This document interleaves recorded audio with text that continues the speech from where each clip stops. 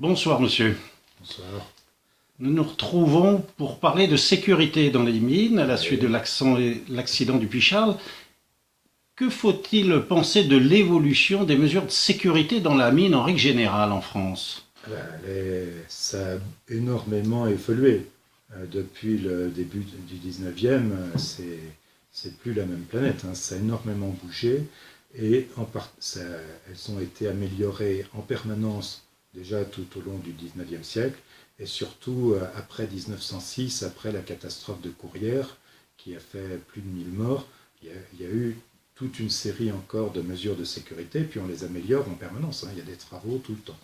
Donc, comment dire, bon, le problème, c'est que la mine, c'est un milieu dangereux.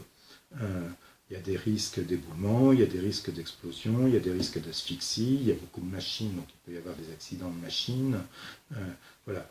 Et même avec toutes les mesures de sécurité possibles, il reste toujours des risques.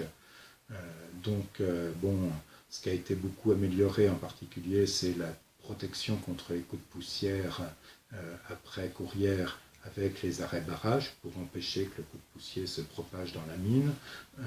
Ce qui a été amélioré aussi, bon, il y a un tas de protections sur les installations électriques pour empêcher qu'elles fassent des étincelles. Il y a les mesures de grisou, mesures de gaz carbonique, mesures de monoxyde de carbone.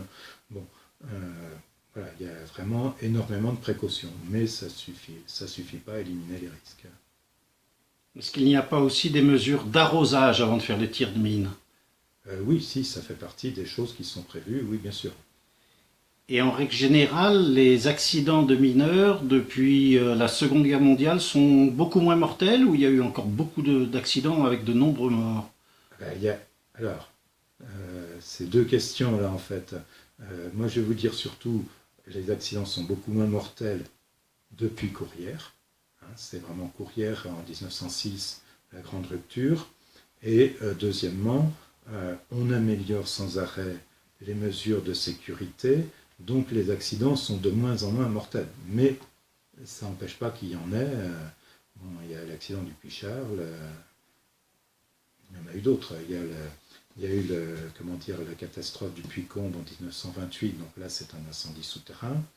La catastrophe du Puy de la Loire en 1939, la catastrophe du Puy de la Chana en 1942. Donc là, la Loire et la Chana, c'est des coups de poussier, mais sur les causes, c'est pas absolument sûr. Euh, voilà, je vous dis, la tendance, c'est à la baisse des accidents, mais ça ne veut pas dire qu'il n'y en a plus. Et il peut y avoir des grands accidents, même en prenant beaucoup de précautions. Je vous remercie monsieur.